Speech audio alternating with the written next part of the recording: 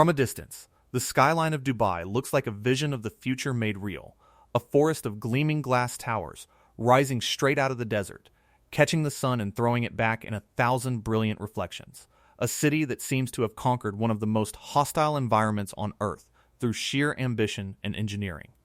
But that shimmering beauty conceals a problem that has quietly grown alongside the skyline, one that some who study cities and climate say has reached a scale and intensity that was not fully anticipated. The very towers that define Dubai, the walls of glass and steel that make it so spectacular, are helping to turn the city into a heat trap, absorbing, reflecting, and holding heat in ways that make an already brutally hot place even hotter, especially after the sun goes down. This is the story of how a city built to defy the desert may have inadvertently made its own heat worse, and of what that means for the millions of people who live inside the glass. The desert city that chose glass to understand the problem. You first have to appreciate the sheer improbability of Dubai itself. This is a city on the edge of the Arabian desert, where summer temperatures routinely soar past 110 degrees Fahrenheit, and the humidity rolling in off the Gulf can make the air feel even more suffocating. It is one of the hottest inhabited regions on the planet, a place where, without modern technology, large-scale urban life would be nearly impossible. And yet, in a matter of decades, Dubai transformed itself from a modest trading port into one of the most dazzling cities in the world. A global symbol of wealth and modernity, crowned by some of the tallest and most extravagant buildings ever constructed. The architectural language of that transformation was glass. Sleek, mirrored, floor-to-ceiling glass facades became the signature of Dubai's skyline, the material of choice for the towers that rose one after another along the coast and the highways. Glass looks modern. It looks expensive. It offers residents and office workers sweeping views of the city and the sea, and it projects exactly the image of gleaming. Futuristic prosperity that Dubai wished to present to the world. But glass, whatever its virtues as a symbol, is a deeply problematic material for a building in one of the hottest climates on Earth. And the decision to wrap a desert city in it set the stage for the heat problem that experts now grapple with. The city chose the look of the future without fully reckoning with how that look would behave under the desert sun. How glass turns a building into a furnace. The physics of why glass is such a poor choice for a hot climate is not complicated, and it is the heart of this whole story. Glass is largely transparent to sunlight, which means that when the intense desert sun strikes a glass facade, much of that solar energy passes straight through the glass and into the interior of the building. Once inside, that energy is absorbed by the floors, the walls, the furniture, and everything else, and is re-radiated as heat. But here is the crucial part. The re-radiated heat, now at a different wavelength, does not pass back out through the glass as easily as the sunlight came in. It becomes trapped inside. This is the greenhouse effect, the same principle that makes a parked car become an oven on a sunny day, and a glass tower in the desert is in effect a colossal version of that overheating car. To keep the people inside from being cooked, the building must fight back against this trapped heat with air conditioning. And the amount of air conditioning required is enormous. A glass tower in Dubai's climate demands a staggering, relentless expenditure of energy simply to keep its interior habitable, its cooling systems running at full power around the clock through the long, blistering summer. The glass that makes the building beautiful also makes it a heat-collecting machine. And the only way to counteract that is to pour vast quantities of energy into cooling it. This is expensive and energy-intensive on its own, but the deeper problem, the one that turns individual overheating buildings into a citywide heat trap, lies in what happens to all that heat once the air conditioning pumps it back out. The heat that gets pushed outside. An air conditioner does not make heat disappear. It cannot. All an air conditioner does is move heat from one place to another. It takes the heat from inside a building and pushes it outside. This is a law of physics that no amount of engineering can escape. So when thousands of glass towers across Dubai run their air conditioning at full blast to keep their interiors cool, all of that heat they are extracting from inside does not vanish. It is dumped directly into the outdoor air of the city. Every cooled office, every cooled apartment, Every cooled shopping mall is, from the perspective of the street outside, a machine actively adding heat to the surrounding environment. The scale of this is difficult to overstate. In a city of Dubai's size and density, with its countless towers each demanding intense cooling, the collective waste heat pumped into the outdoor air is immense. A continuous exhalation of warmth from the city's cooling systems that raises the temperature of the streets and spaces between the buildings. There is a cruel irony at the core of this. The hotter the outdoor air becomes, the harder the air conditioners must work to keep interiors cool, and the harder they work, the more heat they dump outside, which makes the outdoor air hotter still. It is a self-reinforcing loop, a feedback cycle in which the city's efforts to cool itself indoors actively heat itself outdoors, and each turn of the cycle makes the next one worse. The glass towers demand the cooling, and the cooling worsens the very heat that makes the cooling necessary. The canyon effect and the trapping of heat beyond the greenhouse effect and the waste heat. There is a third mechanism at work, one rooted in the very shape and arrangement of the towers, and it is central to why experts describe these as heat traps in a literal, physical sense. When tall buildings are packed closely together, they form what are known as urban canyons, deep, narrow corridors of streets and spaces hemmed in by walls of building on either side. And these canyons trap heat in several ways that a more open landscape never would. First, the tall buildings block the sky.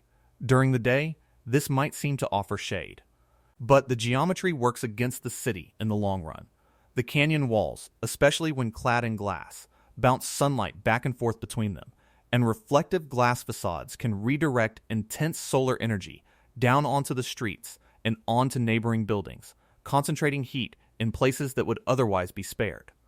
There have been cases around the world of curved or angled glass buildings focusing reflected sunlight so intensely that it damaged property below, and while that is an extreme example, it illustrates how glass towers can act like mirrors, hurling the sun's energy around the city rather than absorbing it harmlessly. Second, and more importantly, the canyon geometry interferes with the way heat escapes at night. In an open desert, the ground and the air release their heat readily to the clear night sky once the sun goes down and the temperature falls. But in a dense forest of tall towers, the buildings block that open view of the sky, trapping the day's accumulated heat in the canyons below and preventing it from radiating away. The heat that should escape after dark is held in, hovering in the corridors between the towers. Finally, the dense arrangement of buildings blocks and disrupts the wind. A breeze moving across an open landscape can carry heat away and provide relief, but a thicket of towers breaks up and stills the air at street level, robbing the city of the natural ventilation that might otherwise cool it. So the canyons trap the reflected sun by day, trap the radiated heat by night, and still the cooling wind throughout. 3 ways in which the physical form of the glass tower city works to hold heat rather than release it. Put together with the greenhouse effect inside the buildings and the waste heat pumped out by the air conditioning. These mechanisms combine into a powerful heat trapping system, one that experts studying urban heat have found operates at an intensity in a place like Dubai that pushes the phenomenon to remarkable extremes. The night that refuses to cool. Of all the consequences of this heat trap, the most significant and the most dangerous is what it does to the night. In a natural desert, the defining feature of the climate is the enormous swing between day and night. The days are scorching, but once the sun sets, the dry desert air releases its heat rapidly to the open sky, and the temperature can plummet, bringing real relief in the darkness. This nightly cooling is one of the ways that life in the desert has always been made bearable. The heat trap of the glass tower city sabotages exactly this relief, because the towers trap the day's heat in their canyons, because the buildings block the sky and still the wind, and because the air conditioning pumps waste heat into the air all night long. The city does not cool down after dark the way the surrounding desert does. The temperature in the heart of the urban area can remain stubbornly, dangerously high through the night, far warmer than the open desert just beyond the city's edge. This is the urban heat island effect in one of its most extreme forms, and its consequences for human health are serious. The human body relies on cooler nights to recover from the stress of a hot day. When the night offers no relief, the physiological toll of the heat accumulates, and the danger to vulnerable people, the elderly, the sick, those without adequate cooling, rises sharply. A city where the night never truly cools is a city where heat becomes a chronic, grinding threat rather than a daytime challenge that eases at dusk. The glass towers, entrapping the heat, have helped to steal the desert night's ancient gift of coolness. Who bears the heat? It would be easy to assume that in a city famous for its wealth and its gleaming towers, the burden of this heat falls lightly, cushioned by air conditioning and affluence. And for some, that is true. The residents of the luxury apartments and the workers in the premium office towers pass their days and nights in carefully cooled interiors, largely insulated from the heat their buildings help to create, moving from cooled home to cooled car to cooled mall in a bubble of conditioned air. But that bubble is not available to everyone, and the heat trap falls hardest on those least able to escape it. Dubai is a city built in large part by an enormous workforce of laborers, many of them engaged in the construction and maintenance that keep the towers rising and running. These workers spend their days outdoors, exposed directly to the full force of the desert heat as it is amplified by the urban canyons and the waste heat of the city, laboring in conditions that can be genuinely life-threatening when the temperature climbs. Many also live in accommodations far more modest than the towers they build, with less reliable access to the intense cooling that the wealthy take for granted, and so they endure the hot nights that the heat trap makes hotter still. This is the uneven human geography of the heat trap. Those who occupy the cooled interiors of the glass towers are largely shielded from the outdoor heat, while those who labor and live outside that shield bear the brunt of the very heat the towers help produce. The heat is not distributed equally, and the gap between those who are protected from it and those who are exposed to it tracks the deeper divisions of the city itself. The fragile dependence on power, the entire system that keeps the glass tower city livable, rests on a single, absolute dependency: electricity. The air conditioning that makes the towers habitable, that fights back against the greenhouse effect of the glass and holds the desert heat at bay, requires a continuous and enormous supply of power, and this dependence is the deepest vulnerability of the whole arrangement. As long as the power flows uninterrupted, the interiors stay cool and the system functions, but the reliance is total and it is unforgiving. Consider what a prolonged, large-scale power failure during the peak of summer would mean for a city of glass towers in the desert. Without electricity, the air conditioning stops, and without air conditioning, the glass towers, those magnificent greenhouses, would begin to heat up with frightening speed, their interiors climbing toward the deadly temperatures of the world outside.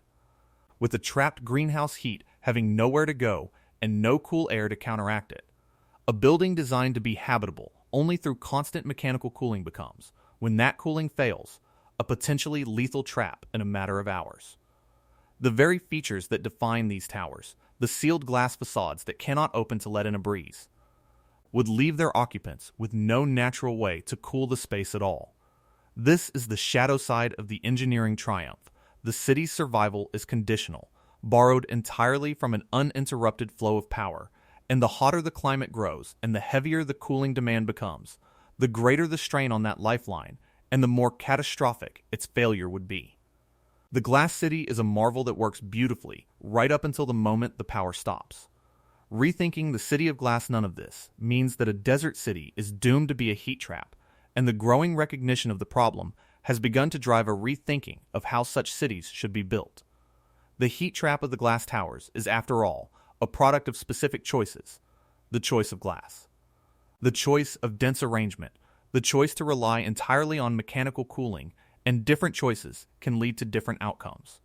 There is a deep well of wisdom to draw on, much of it ancient, in how human beings built for hot desert climates long before air conditioning existed. Traditional desert architecture offers lessons that the glass tower ignored. For centuries, builders in hot arid regions used thick walls that absorbed heat slowly and released it slowly. Small and strategically placed windows rather than vast walls of glass. Light-colored surfaces that reflected the sun rather than absorbing it. Shaded courtyards and narrow shaded streets that kept the sun off the walls and the people. And clever forms like wind towers that captured and channeled breezes to cool interiors naturally. These are the principles of building with the desert rather than against it, and modern architecture is beginning to rediscover them. The path forward involves designing buildings that shade themselves, using advanced glass and materials that reflect far more of the sun's heat, employing lighter-colored and reflective surfaces across the city to bounce solar energy back to the sky, expanding shade and greenery at street level, arranging buildings to allow the wind to flow and the night heat to escape, and above all, reducing the reliance on brute force mechanical cooling by building structures that do not overheat so drastically in the first place.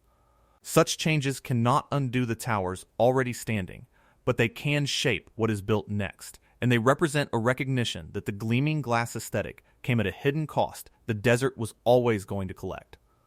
The warning in the Glass the Story of Dubai's glass towers and the heat traps they create is, in the end, a cautionary tale that reaches far beyond one city and one desert.